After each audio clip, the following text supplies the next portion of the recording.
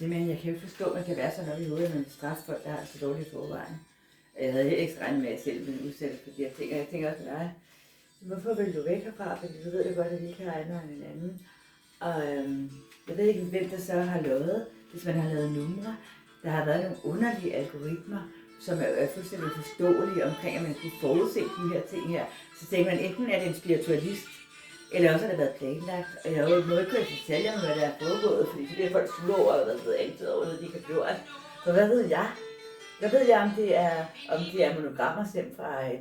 Hvad nu, om det er en satellit, der ligger og sender tegneserier til mig, eller altså, om det er en chip i hjernen, hvad ved jeg om det? Men jeg ved i hvert fald, at det er sindssygt ubehageligt, at der er nogen, der stikker af for regningen. Og det er de store fisk, de prøver at svømme væk, ikke?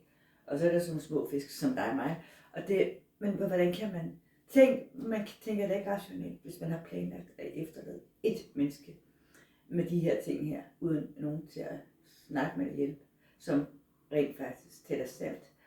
Men enten hader man en person, som for eksempel mig har dig meget, hvor man ikke kan forstå helt, hvad det drejer sig om, eller også der har man en eller anden hævntok, som man helt ærligt, jeg mener helt oprigtigt, at man ikke ved, hvad det er, man har gjort.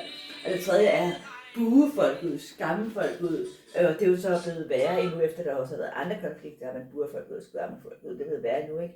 Og man simpelthen bare ikke tør tale med nogen, man har også samlet rigtig meget information og oplysning, og også kommunikation for nogen, der kunne sætte ting på plads for en, for at sige det, altså at berolige ens sind, så man ikke gjorde noget forkert, fordi der har været, for eksempel også for mig, så mange dilemmaer, utrolige dilemmaer, man skal tage stilling til. Virkelig umenneskelige dilemmaer, hvis det må være så fri, som jeg ikke har haft nogen til, der rigtig har argumenteret, at det har virket så, for at sige det rent ud, et er, at man plapper løs, og man tæller over sig og sådan noget, men man er omgivet af meget tavse, og helt ærligt suspekte mennesker, og det har jeg også, det er altså ikke, altså, og der har jeg også, og der har jeg også bare sådan, at det kan man ikke være bekendt, og det der lustede grin, der også engang med lidt slummer, det uanset fraset kvindebevægelser og noget, det har man ikke brug for, og det har man, at det er jo bare sjovt, at jeg siger det, at det sker, når jeg hisser mig op og skiller ud og sådan noget, ikke? Fordi der må der findes nogen mennesker, der er voksne nok for at sige det rent ud, til at vide. Og igen har I tænkt, at det kunne blive værre endnu. Det var os, der var de såkaldt angstpatienter i sin tid. Og for nu at være lidt ubehageligt, altså, vi er jo ikke sat i verden for at pleje folks lave selvværd og blive ødelagt yderligere af, at andre skal lukrere. Altså, og jeg kan simpelthen ikke forstå, ja, jeg er sur på journalister, jeg er sur på mennesker, der lyver, hvad enten de er presset til det, eller om de overhovedet ved, de mennesker selv, de lyver. Det kan man ikke vide, de ved. Der er mange ting, jeg ikke kan gøre. Jeg tør ikke gå til tandlæge, jeg tør ikke. Fordi det virker, jeg tør ikke, jeg kan ikke blive undersøgt, fordi, altså, og det er sådan, der sidder nogen, der er så ondsindede, som man simpelthen ikke forstår. Altså, hvordan skal jeg kunne vide, hvordan min mand har det på et hospital, når vi tænker om nedlukningen, jeg kan ikke vide, hvad der foregår. Han siger, at han bliver rigtig dårligt behandlet. Hvordan skal jeg kunne kontrollere det? Jeg bliver truet med at blive fjernet derfra, hvis jeg kontrollerer noget, kontrollere om andre gør, om andre nu også krænker.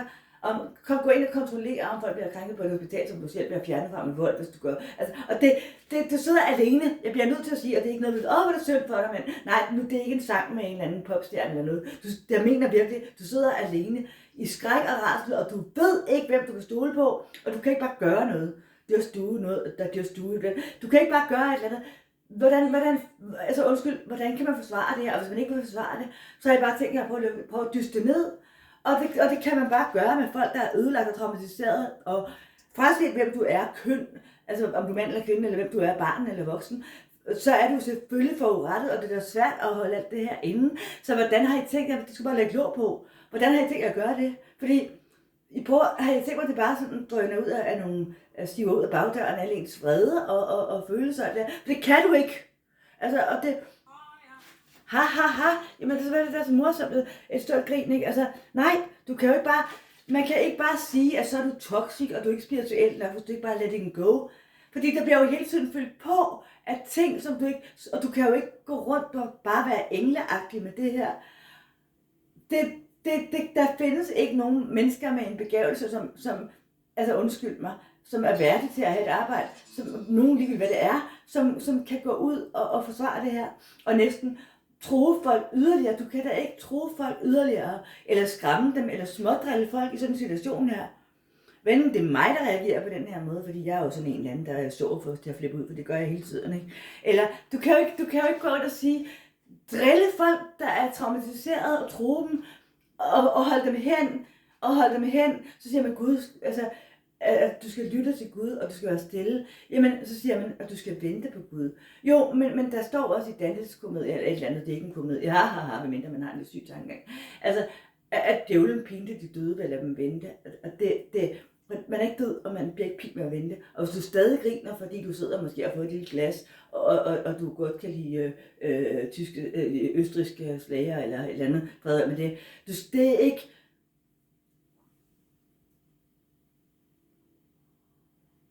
Jeg kan ikke bare sige stop. Fordi selvom du stopper, traumerne forsvinder ikke. Og jeg tror måske, det er derfor, det er så brutalt, fordi de vil bare lukke det ned. Man er jo ikke selv her, man er ikke selv bestemt, at man skulle opleve de her ting. Og i interaktion kan man ikke altid garantere, hvordan den bliver formidlet. Men det onde i det her, det er jo, at at der er en masse mennesker, der ikke vil have de her ting kommer frem. Og de vil skræmme og stresse og ydmyge og drille og true folk, som oprindeligt ikke har været som ikke ved, hvad det er, de har med at gøre, men som er havnet i nogle konflikter på det forkerte sted, på det forkerte tidspunkt. Og der er jo mange mennesker, der har gjort alt muligt mod alt muligt. Og du ved jo da ikke, hvem det er hvem. Men dem, der stresser dig, de har nok mere skulle have sagt i vores samfund, end som så.